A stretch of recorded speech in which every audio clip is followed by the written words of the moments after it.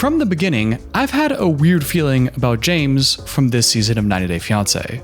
We saw signs of an anger problem back in the car scene of episode 2.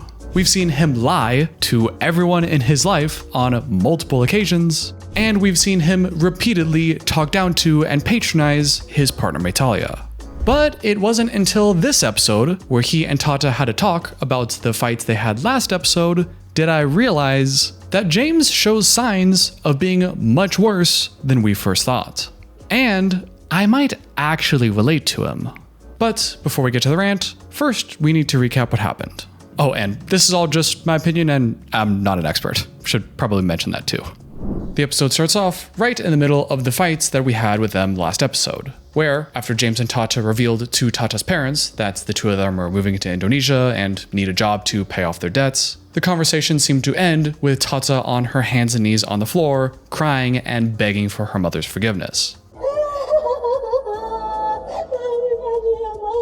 It was all very dramatic and confusing. A lot of us didn't really understand why Tatta was kissing the mom's feet and begging for forgiveness in the first place, what exactly was making her so emotional to begin with, and why was James being so pushy the entire time in that conversation. Be sure to go check out that video here if you're interested, because I think it was a pretty good video. But in the beginning of this episode, we get some answers to some of those questions. Although James showed remarkably little self-awareness last episode regarding how his constant pushing may have made Tatta emotional, in this episode, he seems to understand that, although he doesn't understand why Tatta's crying right now, he probably has something to do with it. I don't know what is going on. All I know is, for some reason, I am definitely adding to her stress, and that sucks to feel that way. I don't know exactly what he means there when he says it sucks to feel that way. Is he saying that it would suck for Tatta to feel like her partner James here is adding to her stress? I would hope that that's what he's saying, but it kind of sounds like he's saying it sucks for him to realize that he was being kind of a crappy partner to her. I don't know if that's what he was saying, but it kind of sounds like that, which is kind of a selfish way to see this. James is still very confused as to what's even going on right now. Why is Tatta on the ground kissing her mom's feet? Maybe if he understood Indonesian, he would understand what was going on, like he promised he would learn 5 years ago. But if you remember, despite that promise, he did not learn any Indonesian, and therefore has no idea what's happening. While all that is going on, the dad tries to be helpful and explains to James that she's asking for forgiveness. But again, James just kind of has to smile and nod because he has no idea what the dad is saying right now. But it turns out that my theory last episode on why the parents were making Tatta do this seems to be pretty accurate. Which is, the parents were not making Tatta get on her hands and feet as a punishment, but as a way to help make Tatta feel better, have her ask for forgiveness so that she feels less guilty. After Tatta's let it out a bit, the mom hugs her, says that she always cares for her. The dad, similarly, pretty calm, pretty supportive, and then encourages Tatta to ask for James's forgiveness too. I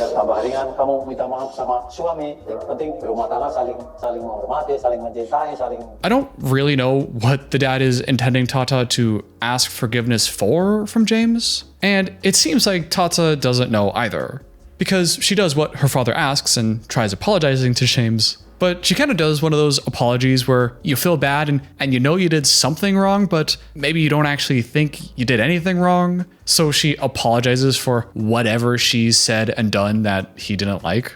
Baby, I'm so sorry too for whatever I say, whatever I done, whatever. But she apologizes, the two of them hug, and it seems like whatever happened here was resolved.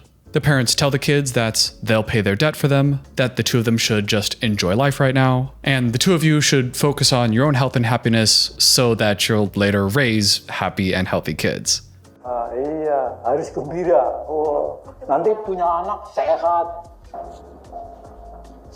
I think Tatta hears that and just feels like, they don't know. They're being so nice to me, but I don't know if we're gonna have kids, and I feel really guilty. And after supporting Tatta, the dad then tries to support James too by hugging him and tapping his shoulder in what I think is some kind of prayer for James.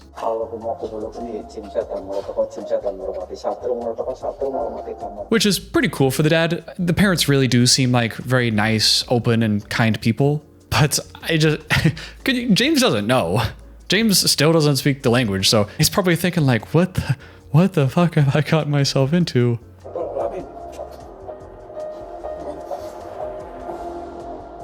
Okay, so that's the resolution to what happened last episode, and that's the context that we are now going into the second scene with that I really want to talk about today.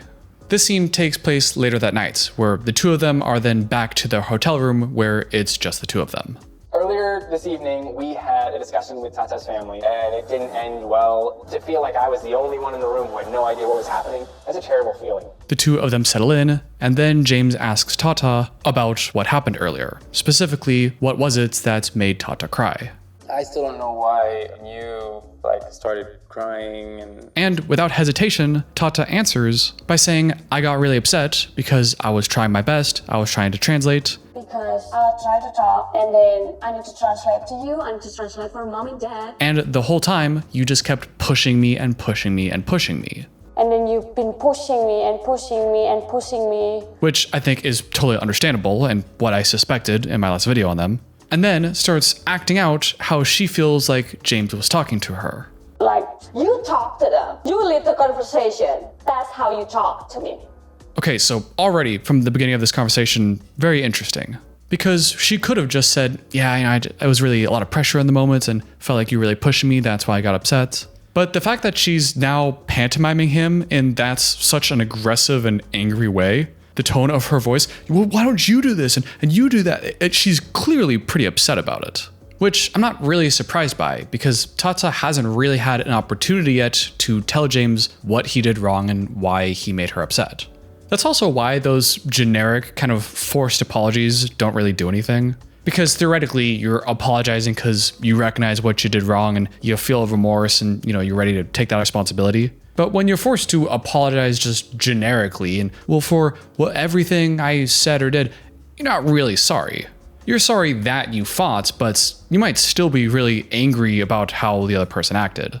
Okay, so we throw out the apology, Tatta's still mad at James, but instead of really hearing what Tatta has to say or taking some kind of responsibility for it, James gets defensive and says that it's actually Tatta that was pushing him. Well, I felt like you were pushing me too, though. You were pushing me to have that conversation. Which feels a little disingenuous from James. Remember, he's the one that asked Tatta why were you so upset, and then to immediately get defensive about her answer? Yes, Tatta was overly aggressive in how she delivered it. Yes, she was accusatory, she was very angry about it. That's really not a very gentle way of bringing this up, so absolutely Tatta could do that better. But for James to then get immediately defensive and to say, you were actually pushing me, and to kind of flip that on her just because she was saying that they should have the conversation, I don't know, that doesn't seem very fair to me. That sounds a little bit like whataboutism. At least from what we've seen on screen, the two of them have been discussing the timeline on when they're going to have this conversation with the parents. And although James had a separate opinion and of course wanted to wait and not tell them, he eventually relented and said that, okay, you know your parents better. If you say we should do it, then fine, we'll do it. And even back when they were hanging out with the family, he was the one who turned to Tatta and said, oh, well, we could bring this conversation up now. Should we talk to them?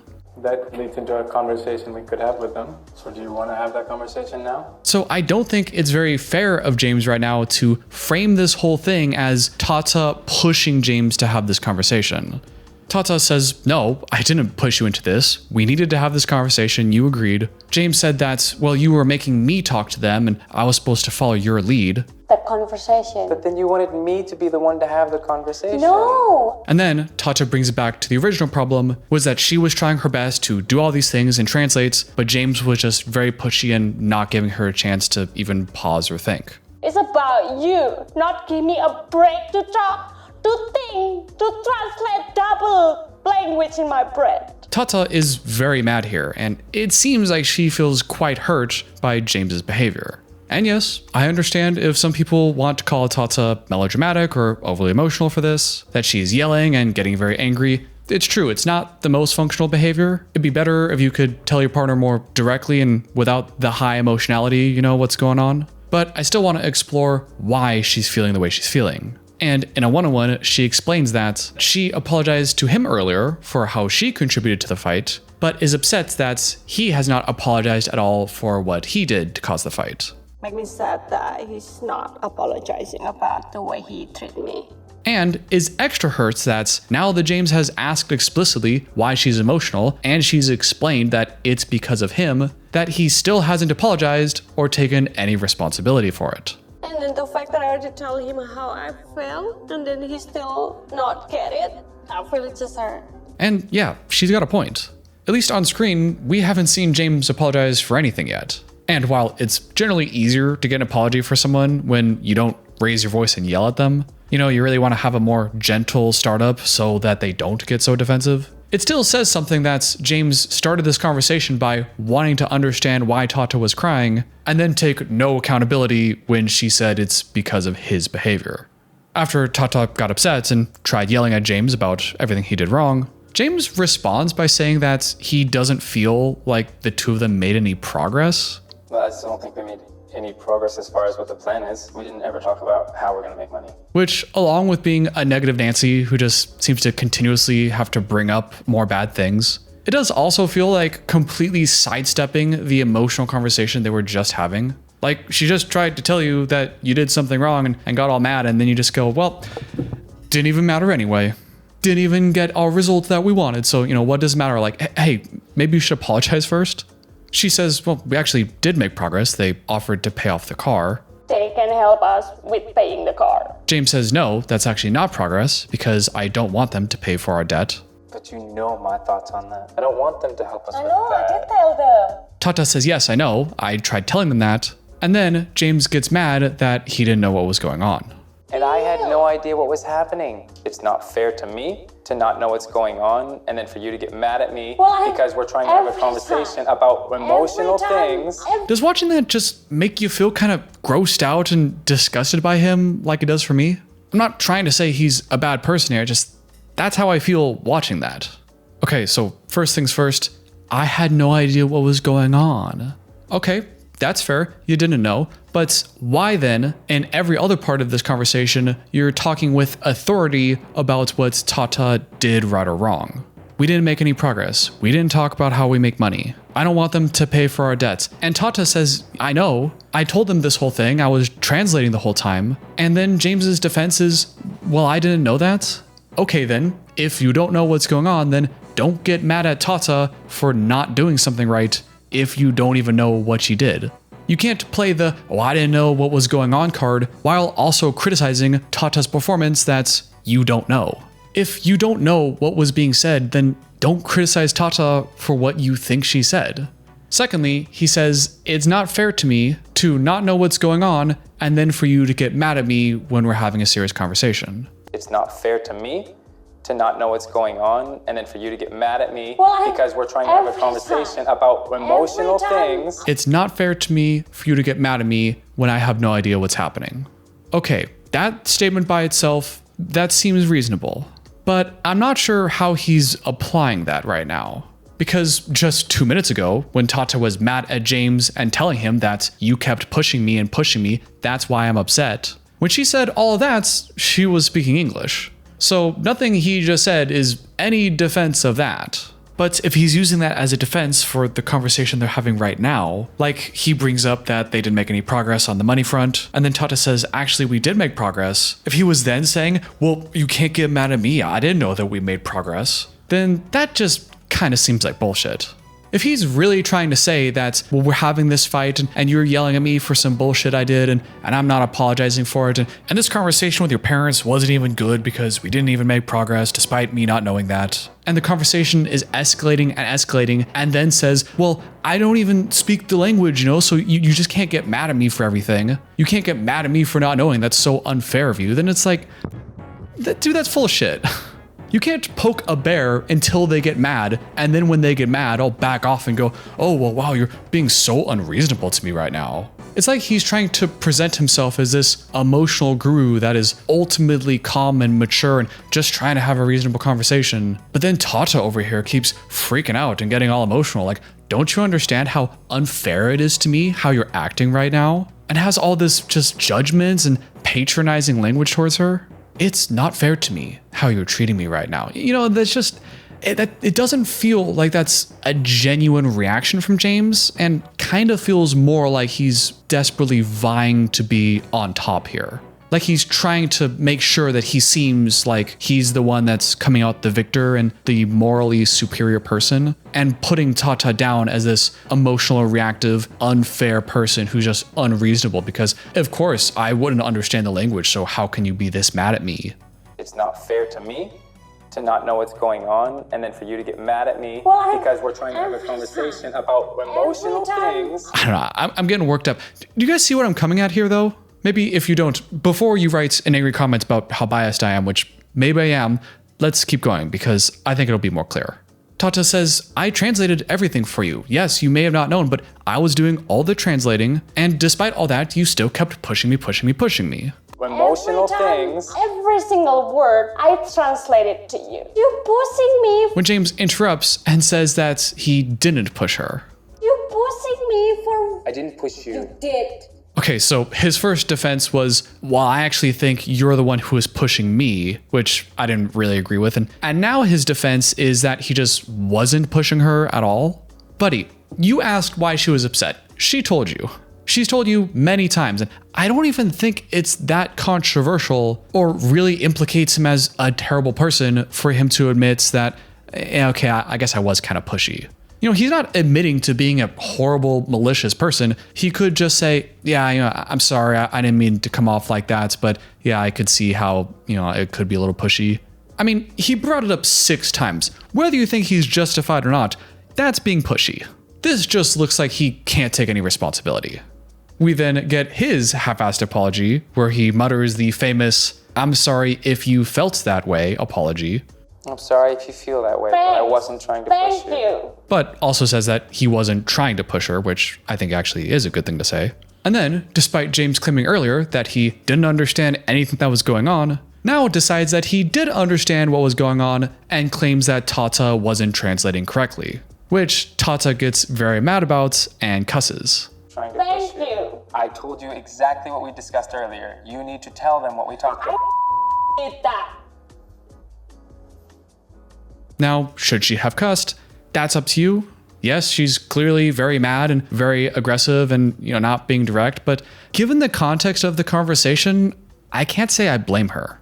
I've been accused on multiple occasions of being a little too nice to the people who act very immature or are very emotionally reactive on the show. And while I accept and even agree with that to an extent, I think a lot of it is that I think we can all see and understand when someone is overly emotional or starts yelling. I don't think you need me to point that out. And I don't even know what I would say other than, wow, they're crying when I don't think they should be crying. You know, that's not really my place to judge. I try to keep it on just why are they so emotional right now? What is it that could be triggering them or pushing them into having these emotional outbursts? I think that's way more interesting, it's way more informative, and helps us understand when because we always think that we're the rational, calm ones in the situation, when we're interacting with someone, maybe a partner that you might think in the moment is overreacting or being immature, to hopefully after watching these videos start to think like, well, okay, well, why are they so triggered? You know, even if I think that they're 99% wrong, what could have happened that helps me understand them and have a little bit more empathy and slow things down? That's why I talk about these things in this way. But I do want to work on my bias. So yes, maybe screaming or yelling here or just... No, I actually think that Tatta is totally in the right here. It might not be the most functional or direct, but I feel like the way James is acting is just so constricting that I feel like she's running out of options of how she can express herself. And I feel like James isn't really being a very honest participant in this discussion, and seems to be using a lot of subtle tactics in a way to keep Tatta down and make her feel like she's guilty. When for Tatta, her whole motivation right now is to try to get James to understand that he was pushy and he refuses to hear it. So yeah, maybe yelling and getting mad and all that, not the best, but I don't know, I get it. After Tatta drops that F-bomb, the conversation gets pretty quiet and awkward for a second. And then James breaks the silence by adding an incredible amount of patronizing judgment, and now plays the moral high card of, oh, well, now that you've sworn, this conversation is over, and I'm not gonna deal with you when you're so irrational right now. All right, conversation's over. Once you start swearing, I won't talk to you anymore. Yeah, I'm done. And I just want to be clear, it's okay to draw a boundary in an argument. It's okay to have a conversation and maybe it escalates and then it gets to a certain point where you go, all right, time out, we're both getting a little too heated and I don't want to engage in this. Let's take a break and go to separate rooms. It's totally normal and even very healthy to draw a boundary like that. That's not what I'm criticizing here. The points I'm trying to make is, given everything else we've seen from James until this point, the feeling I get, again, just my opinion, is that this seems like another kind of tactic from James to come out on top as the morally superior person. This feels like they're having a conversation, he pokes and prods her, he doesn't take accountability for the actions, and while claiming that, well, I didn't know what was going on, you can't get mad at me for things, proceeds to get mad and accuse her of doing things that he also says he wouldn't understand by saying that she's not translating right and she wasn't getting the message. And then as Tatta gets increasingly frustrated, she then cusses and then he goes, oh, you're immature. Now that I've pushed your buttons so much that you're overly emotional, now I'm just done, I'm not gonna deal with someone like this. It's like people that go online and Twitter and Facebook and stuff and engage in fake conversations where their only intent is to piss off the other person and to antagonize them until the other person gets really mad and angry. And then they start typing in all caps and cussing like, you effing you stupid idiot. And then these people walk away being like, yep, I won. My goal wasn't to have an honest conversation. I just wanted to irritate someone to the point they lost control. And now that they have, I feel good about myself. Yeah, we call those internet trolls. So I guess what I'm saying is, it seems like James might be kind of trolling her right now. But no, seriously, if this is what it kind of seems like it is to me, then this would be very troubling and abusive, controlling behavior. Tatta throws up her hands and says, okay, fine, well, I'm done too. And I'm gonna go home and sleep at my parents' place and not be with you. Yeah, I'm done. I'm done with it. I want to sleep at my mom and dad's house. And then, after another long pause, James goes, wow, that's a really shitty thing to say. That's really to say. And then he says, my favorite part, if you think abandoning your husband in another country is a good idea, this isn't looking good for us. If you think abandoning your husband in another country is a good idea, this isn't looking good for us. Dude, shut the fuck up. Seriously, dude, you're so full of shit. Okay, let me reel myself back here. This is TV, this is edited, who knows if this is even real. So I'm not talking to the real life James, just talking to the James the character we see on screen. But to that person, dude, shut the fuck up. Even wiping away everything early from the conversation, you guys are having an argument, she's upset, you say, I'm done talking, she says, well fine, I want to go stay with my parents, which, given the grand scheme of things, is not that weird of a statement to say in the middle of a fight like this. And for him to then go the guilt and shame route and go, wow, I can't believe you would say something so messed up. You would abandon your husband in a country that he doesn't speak the language? Like, wow, what does that say about you, huh? What does that say about our relationship? Like, dude, you're taking every opportunity you can to get one up on her and just push her down and seem like she's the bad person. Saying she wants to go stay at her parents' place for the night isn't even a bad thing to say. You have a hotel, you have a place to stay, you're doing fine here. She's not saying that she's gonna steal your phone and wallets and kick you out in the street and good luck, bye. Like, that's not what's going on here. You guys just had a big fight, you say you're done talking to her, she says she's done being around you right now, and then you try to guilt trip her and paint her as this terrible, uncaring person who would just abandon the love of her life. That's just it's manipulative garbage. If you feel bad and you feel like you don't want her to go or you're offended by something, then okay, just say that. But to come out and play the, wow, you would abandon me, so messed up. Like, do we really think that James actually thinks that Tatta is abandoning him and is now this terrible person for doing it? Like, no, he knows that's not the case. He knows that that's a gross misrepresentation of the situation and is doing that just to make her look bad. Make her look like she's crazy and she's overly emotional and, well, I am the ultra rational person. Like, I can't believe this would happen. I don't know. I can't stand these people. People that go into relationships with people that have emotional problems and then pick out their emotional problems and escalate the conversation and situation until the other person gets too emotional and then turns it a 180 and goes like, wow, look how overly emotional you are. I can't even talk to you right now until you go on a little timeout and calm down. Like, no, dude, you created this situation. Or at least you co-created the situation. You can't then jump away from the situation and play all innocent. That's such a cowardly and spineless way to be a human being. Hey there, Editor James here. Those people are also extra gross because some of these people will purposely seek out those kind of overly emotional or damaged people just so that they can feel superior over them. It's like they're so spineless and weak that they have to go for the most emotionally vulnerable people because those are the only people they can push around and feel good about themselves. Even if we could have compassion for whatever childhood traumas or whatever might create that insecurity in the person to begin with, if the way they handle those issues is to essentially bully someone else for their own personal gain, then fuck that person. Now, I'm not saying James particularly is like that, but there are people out there who are like that. He then says that everything he does here is for Tatta. Everything I do is because I love you. And then says, well, I just don't want to see you the way I saw you tonight. I never want any of our conversations to go like that. I just don't want to see you the way I saw you tonight. That's never how I want any conversation to go. The way I saw you tonight? Where she tried saying 4 times that you were pushing her and you refused to take any accountability? When you kept deflecting and saying that you don't understand the language and couldn't be responsible for anything that happens, while then continuing to say that everything of the night was all her fault because she wasn't speaking the correct Indonesian? Does anybody buy this from him? Does anyone think and see this situation and think that James is being honest and not being manipulative? Even his delivery here feels so much like he's putting on an actual sob story, like he's actually hurt about the way Tatta's acting, but I only see a guy trying to save his own ass. I just don't want to see you the way I saw you tonight.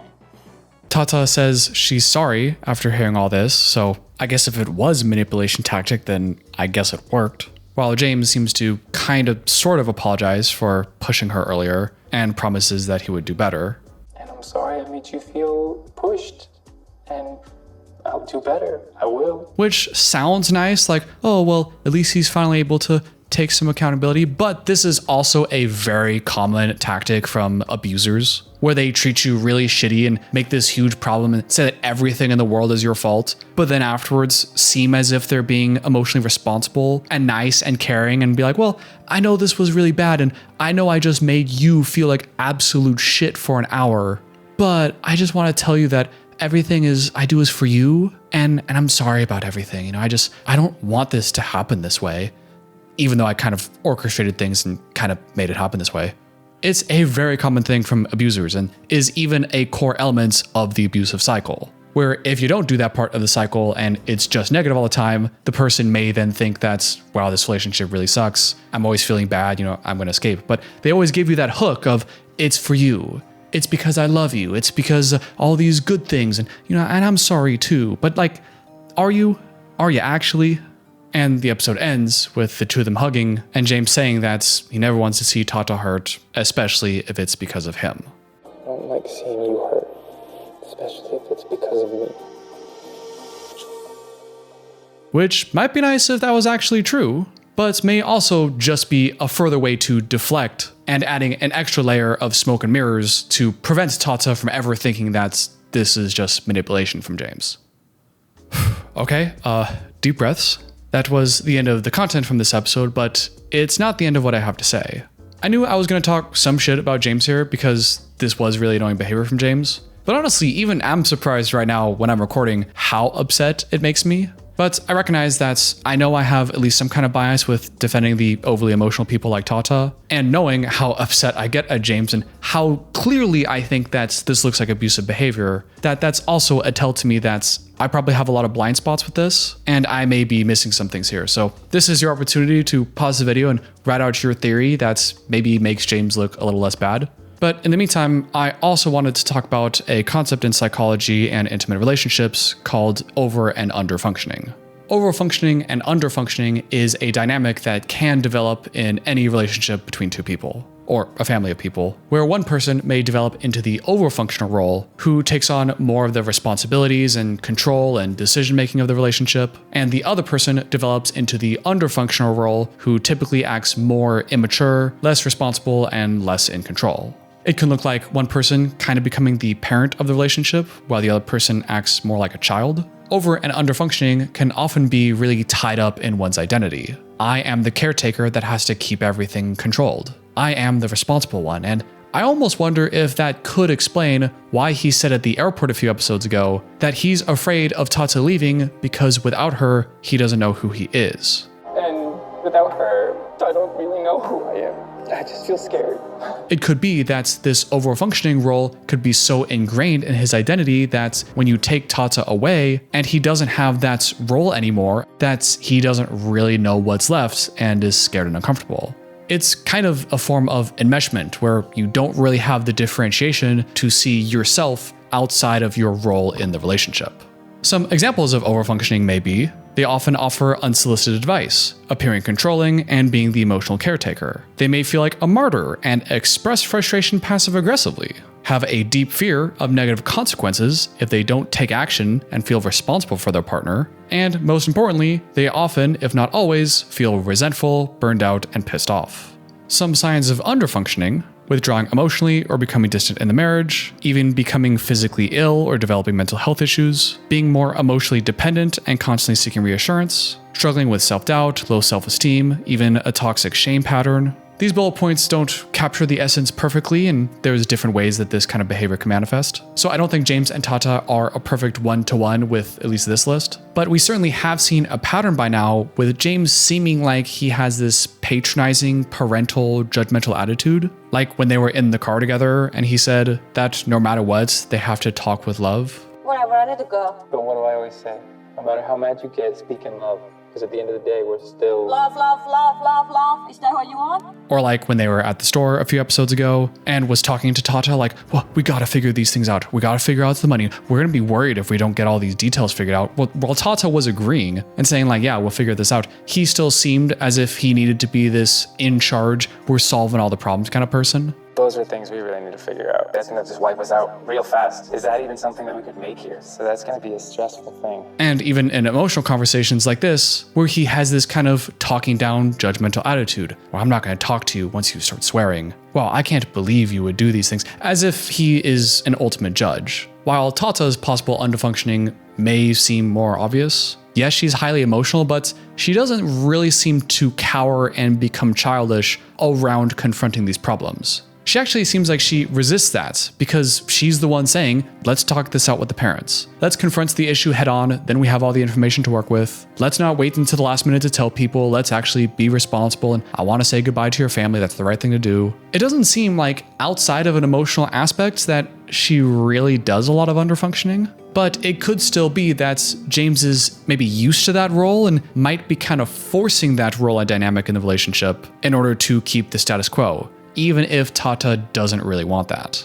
For an example, I heard you in the comments that you guys like the story times. I think I can actually relate to this situation quite well, because I think I might have actually been that James, before in my own life. This was when I was like 17 years old, mind you. But my first long-term serious relationship that lasted around 4 years, I think around the ages of 15 to 19, started off in a pretty stressful situation. We actually first got together while we were long distance, and her family situation where she was pretty toxic and not healthy. And because of that, when we first got together, I naturally fell into a very caretaking involved role. And it worked and we got through it, but I think I got used to that. So when the problem started to go away and she started to rely and depend on me less, I started acting out. And I kind of became controlling and judgmental and nitpicky in a way that looks kind of like James. I don't think it was at all to that extent, and again, I was like 17 or 18 at the time. But I remember feeling pretty judgmental towards a lot of her little decisions. Decisions that in the past she would rely at least heavily or maybe even exclusively on my input for, that now she was deciding for herself. And I didn't like that. And in an effort to enforce the rules that we were used to, I would start to go out of my lane and try to control certain aspects of her life or her behavior. It would be like she might ask me about some new pair of short shorts she got and what I thought about them, and maybe I thought they were too short because I was an insecure little shit. And I might kind of be like, that's a little too short. I don't know, I just think you look better when they're longer, you know? You don't want to be like one of those girls. And yeah, I know, piece of shit. I cringe at myself too. I'm not happy about this either, okay? But I would make these little comments that were kind of picking at and demonstrating some kind of disapproval when she would function normally or at least step out of an underfunctioning role. And we spent the last year or so of our relationship just constantly bickering at each other in a really negative way that all of the people around us were just wondering why the hell we were together, and we eventually broke up. We also broke up, I think, for natural reasons. We had just been together for a long time, and you're growing up and growing apart. You're in college now, so I think a lot of it was just normal. But when I look back at that time with the more emotionally aware and matured brain I have now, I think what caused my behavior was two things. For one, I was used to a certain role in a relationship with a certain amount of influence and power. And even if that isn't necessarily what I wanted, that was how our relationship developed, and that's where I felt more secure in as a result. And if I stopped being the person she relied on for so many things, I think I was deeply insecure about, well, what else do I have to contribute to the relationship? If I'm not the overfunctioner that is responsible for her and taking care of her all the time, why would we still be together? So there was an inherent insecurity that I felt if I didn't have those responsibilities. That's part one. And part two was a little bit more personal, because I think it felt to me like if yesterday you deeply valued my opinion and now today you don't care nearly as much about my opinion, then do you not respect me as much anymore? Do you think less of me now? And if you don't have this role anymore and you don't care as much, then did you ever really care? Did you ever respect me, or were you just going along with it because I was the only one there for you? And it started to trigger a lot of other insecurities about just being enough to begin with. I think fundamentally, I lacked the differentiation to understand that her growing up and her finding her own voice wasn't somehow a reflection of her negative feelings towards me. That is number two. What does it say about me that you now no longer seem to care in the way that you used to? I share that story because, well, people say they like to hear these stories about me, but I also share it because I think there may be a similarity to James. James on the show, I mean. Because in both scenarios, both Jameses had a core of judgment, of talking down, and controlling behavior. And I don't know about him, of course, but at least for me, a lot of my behavior was rooted in a deep insecurity and a subconscious feeling that I need to maintain these roles in our relationship for it to continue. I was scared of the relationship ending, and I was scared of what my life would even look like if I wasn't even in that relationship. A lot of my identity had been tied up into this relationship and its dynamic. And I wonder if James might be feeling something similar, especially with his comments about being scared and not knowing who he is without Tatta around. And without her, I don't really know who I am. They've been together for, what, around 5 years by now? And Tatta's 27 now, so she would have been around 22 at the time. Tatta cries a lot now and openly describes herself as having a lot of emotional and jealousy issues. So we can imagine, if that's what she's like now, probably a lot worse when she was 22. Maybe they meet, she's 22, he would have been 28-ish at the time. And James easily could have fallen into that, I'm 28, you're 22 and highly emotional, let me show you the way kind of role. Maybe at the time he's more of the leader, more of the overfunctioner, and honestly, who knows the circumstances of how they got together, but that might have been a very helpful and useful thing at the time. Similar to how when I started my relationship when I was 15, my leader, overfunctioning kind of role was actually quite beneficial at the time. And now, again, just my speculation, 5 years later, they may be at a similar place to where I was at the end of my relationship, where they're in a very us against the world is a dangerous place, but we're ultimately always here for each other, stuck in these kind of under functioning roles and not even knowing that they exist. And maybe similar to my ex, who wasn't really an underfunctioner at their core, or at least showed a lot of signs that they were kind of trying to break out of that by the end. It kind of seems like maybe that's the case for Tatta too, but James maybe can't relinquish some of that and might need to keep Tatta in that underfunctioning position. Also, if you remember back when James was saying that this wasn't a good sign for their relationship, he kind of had this whole rant where he was saying that if this was really affecting their relationship and they were fighting even more because of all this, then that would be a sign that moving over here to Indonesia was a bad idea and they should go back to the US. If it's going to affect our marriage, then it's not worth it. If being here, making us fight more, pushing us apart from each other, then all of this is for nothing. What's the point of doing any of this? And I would say we need to go back to the US. Which seemed a little out of place and like that point was kind of forced into the discussion. So I also wonder if he may have been manipulating the situation and making it seem worse than it would be otherwise in an effort to possibly persuade Tatta or get the ball rolling on them moving back to America. That would suggest that maybe his intention isn't as abusive in a relationship dynamic thing, but it would still be pretty manipulative and pretty shitty of him to do. And lastly I'll say about this is, even if I'm completely wrong, this has nothing to do with over and under functioning, there's no enmeshments at all in any way, maybe the editing duped me and this is just totally wrong. Even then, I think there's no denying that there is something going on with the two of them, where there is some kind of baked-in immaturity that both of them have in this relationship that, at the very least, doesn't seem optimal for each of their own individuals' growth and well-being. They're immature, James talks down to her, acts pretty inappropriately I would say, and Tatta gets very emotional and doesn't seem to have a good way to deal with it. That's probably not healthy. I think we can all agree at least on that. I'm also not a professional psychologist, by the way. These are just my opinions, maybe I'm full of shit. But as my final thoughts, even if that's not the case, or even if it still is the case and that might be the cause, it does just seem, at least the way it's edited, that this kinda looks like abusive behavior from James. This scene here might be, if it's the way it seems, might be one of, if we just take Kyle out of the whole 90-day saga, this might be one of the most troubling scenes that I've ever seen on the show. So for both of their sakes, I hope I'm wrong about a lot of this.